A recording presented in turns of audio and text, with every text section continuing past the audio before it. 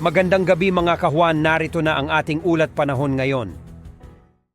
Patuloy pa rin ang mainit at malinsangang panahon sa malaking bahagi po ng Luzon and Visayas dahil pa rin yan sa easterlies o yung hangin po galing sa Pacific Ocean. At siyang itong easterlies ang magdadala po ng mga pulupulong pag-ulan o pagkidlat pagkulog ngayong hapon hanggang mamayang gabi.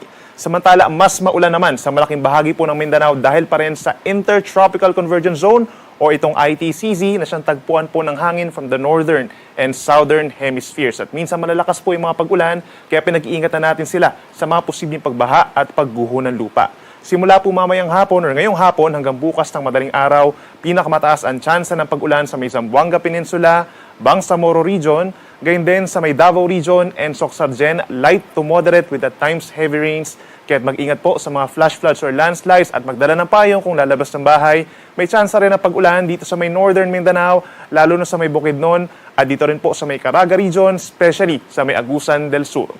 Dito naman sa natitirang bahagi po ng Visayas, sa may southern portions, asahan na rin po yung mga pag-ulan dyan, lalo na sa may areas po ng Bohol, malaking bahagi ng Siquijor, southern portions of Cebu, and Negros Oriental may mga pag-ulan din dahil din sa ITCZ, habang natitirang bahagi ng Visayas, plus malaking bahagi ng Luzon, is partly cloudy to cloudy skies ngayong hapon hanggang bukas ng madaling araw, at kung mapapansin po nila merong mga asahang thunderstorms, dito po sa bahagi ng Ilocos Region, Cordillera Administrative Region, mga kalapit na lugar sa may Cagayan and Isabela, at sa mga kabundukan pa dito sa may Southern Luzon and Samar provinces. At base naman sa ating latest satellite animation, wala tayong mga kumpol ng ulap dito sa may Mindanao na posibleng maging low pressure area or bagyo hanggang sa matapos ang linggong ito.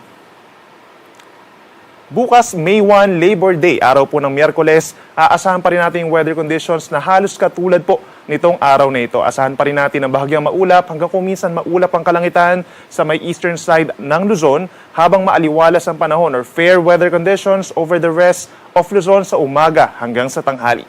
Then pagsapit ng hapon hanggang sa gabi, may mga tsansa ng kaulapan dito sa may Metro Manila, gayon din sa mga kalapit na lugar sa may Central Luzon and Calabarzon, habang posible ang mga kaulapan sa may Cordillera Region pa rin, plus Ilocos Region and Cagayan Valley, nasasamahan ng mga isolated thunderstorms na nagtatagal lamang po ng 2 hanggang 3 oras.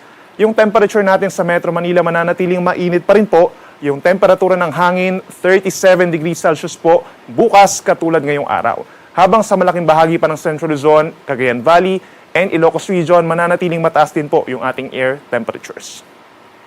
Sa ating mga kababayan po sa Palawan at malaking bahagi ng Visayas, katulad din po na weather conditions ang mararanasan as today by tomorrow. So asahan pa rin po ang maaliwalas na kalangitan sa umaga hanggang sa tanghali in many areas, and sinasamahan lamang ito ng kaulapan at mga pulupulong pag-uulan na nagtatagal lamang ng 1 hanggang 2 oras, lalo na po sa may areas ng Eastern Visayas at Panay Island.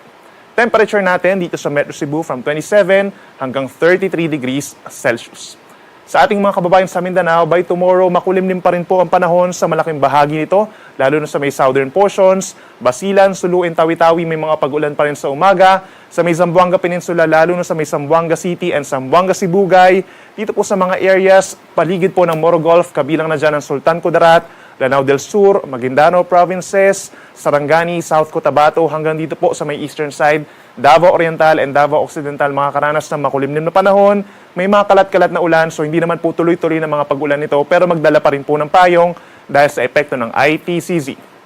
At sa ating mga kababayan naman over the rest of Mindanao, itong Zamboanga del Norte, hilagang bahagi ng Northern Mindanao plus Caraga Region is partly cloudy skies in general na sinasamahan ng mga minsang kaulapan at may mga tsansa rin po ng mga pulupulong ulan lalo na sa hapon hanggang sa gabi. Temperature natin sa Metro Davao hindi po kainitan mula 25 hanggang 29 degrees Celsius habang sa may Zamboanga hanggang 31 degrees Celsius. Sunset natin ay 6:13 p.m. at ang sunrise bukas pa rin ay 5:34 ng umaga.